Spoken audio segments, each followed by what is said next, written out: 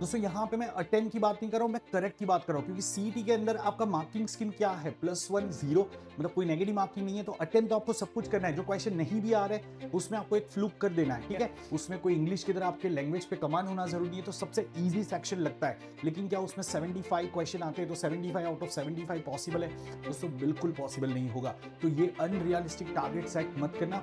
काफी बार एलआर के अंदर अरेंजमेंट के पजल जो आते हैं, जो आपने बैंक पीओ जैसे एग्जाम में देखे होंगे, दोस्तों मैंने पर्सनली किए हुए, बहुत ही टाइम कंज्यूमिंग होते हैं। दोस्तों 2026 का आपका एमबीए सीटी एग्जाम मल्टीपल स्लॉट में हो रहा है, और इस बार स्टूडेंट्स को मल्टीपल अटेम्प्ट का ऑप्शन मिला है। तो इस बार आपको जमनालाल बजाज अगर अचीव करना है तो आपको 155 प्लस स्कोर करना पड़ेगा। 155 प्लस आपका सेफ स्कोर हो सकता है अगर आप जनरल कैटेगरी से हो।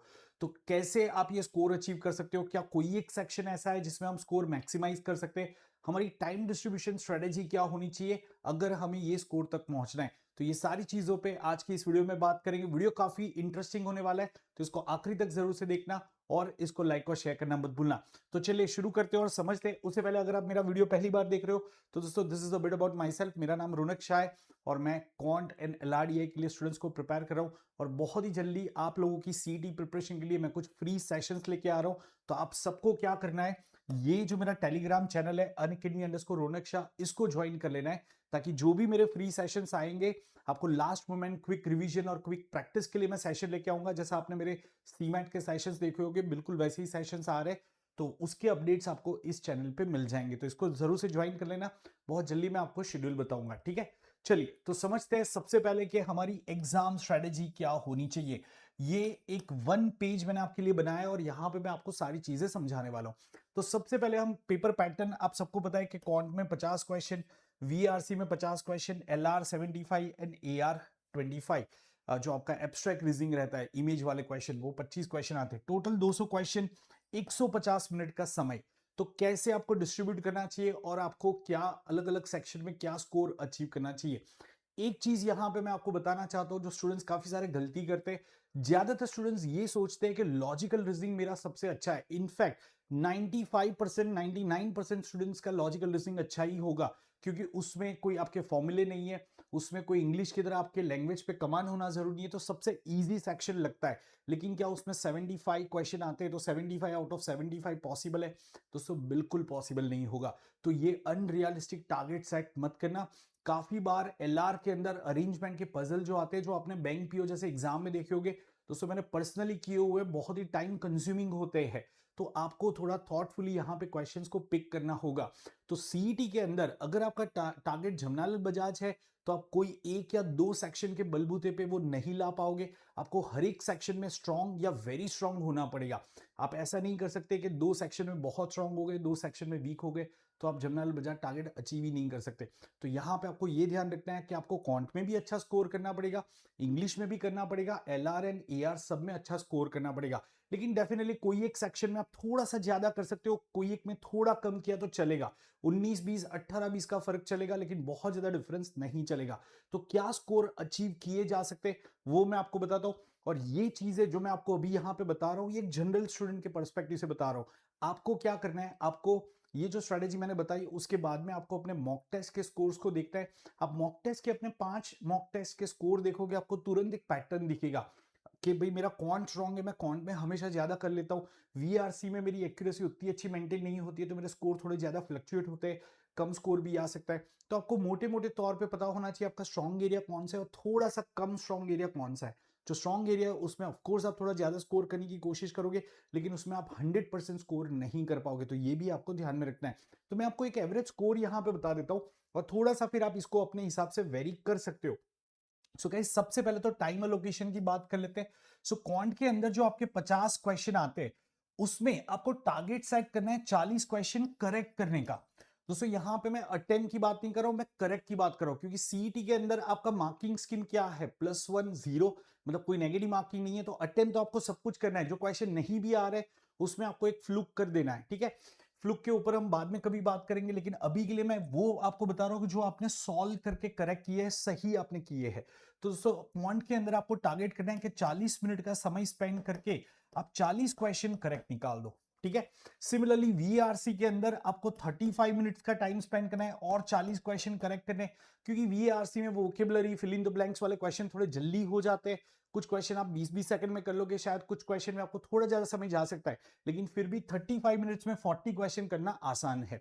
मैं देखो यहाँ पे 10 क्वेश्चन छोड़ रहा हूं। अब ऐसा हो सकता है कि आप में से किसी का वीआरसी बहुत ही स्ट्रांग है या किसी का क्वांट बहुत ही स्ट्रांग है, तो आप शायद 40 की जगह पे उसमें 45 टारगेट कर सकते हो, ये पॉसिबल है। लेकिन सारे 50 क्वेश्चन थोड़ा सा मुश्किल हो सकता है। बट यस, क्वांट के अंदर मैंने स्टूडेंट्स देखे जो 50 में से 49 क्वेश्चन सही करके आए हैं, तो ये एक्सेप्शंस होते हैं।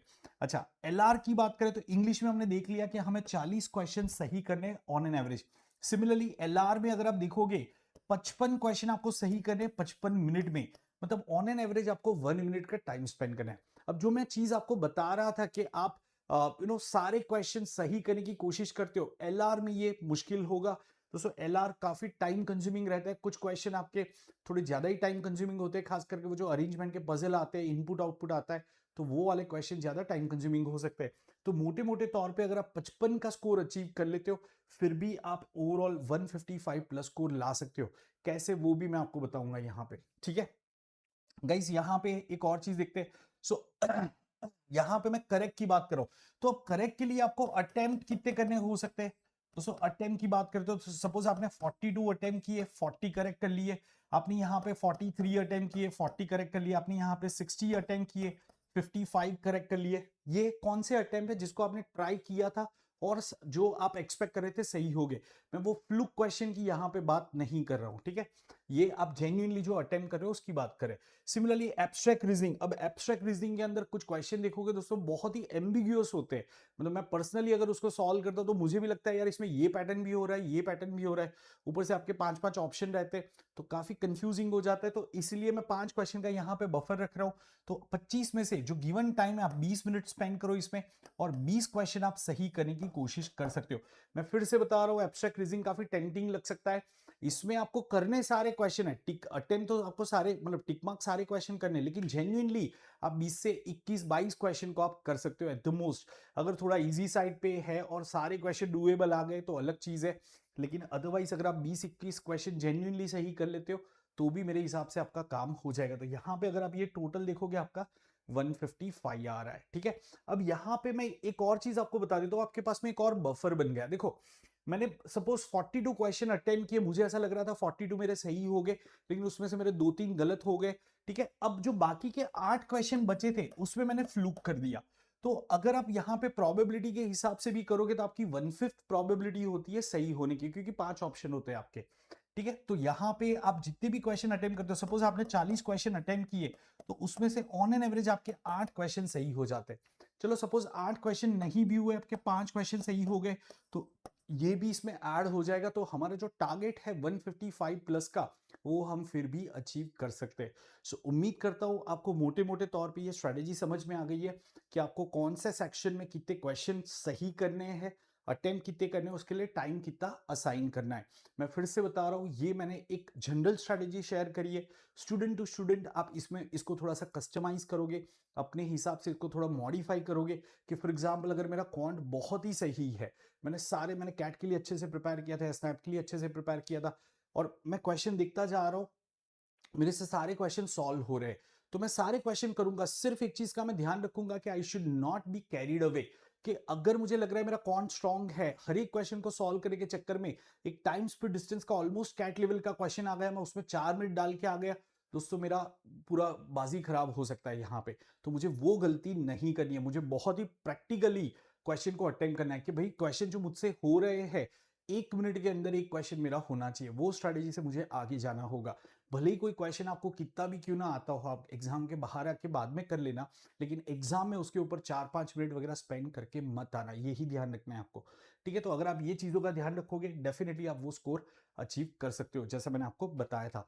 दोस्तों मैंने आगे भी आपको बताया कि मैं आप लोगों के लिए ये फ्री सेशंस लेके आ रहा हूँ प्रैक्टिस कराने के लिए। तो क्वांट और एलआर दोनों के मैं सेशन बहुत जल्दी लेके आ रहा हूँ। तो उसके लिए आपको ये मेरा टेलीग्राम चैनल ज्वाइन कर लेना है, और अगर वीडियो को अभी तक लाइक नहीं किया है तो उसको लाइक जरूर से कर देना। और साथ में अगर आप कैट 26 को टारगेट कर रहे हो तो इस बार आप मेरे गाइडेंस में पूरे स्ट्रक्चर्ड वे में अपना प्रिपरेशन कर सकते हो। आप अनअकैडमी का प्लस आइकनिक या आइकनिक प्रो सब्सक्रिप्शन के लिए जा सकते हो। ज्यादा डिटेल आपको डिस्क्रिप्शन में मिल जाएगा, और जब भी सब्सक्रिप्शन के लिए आप जाते हो आप मेरा कोड SHARK10 यूज कर सकते हो। उम्मीद करता हूँ ये वीडियो आपको हेल्पफुल लगा होगा।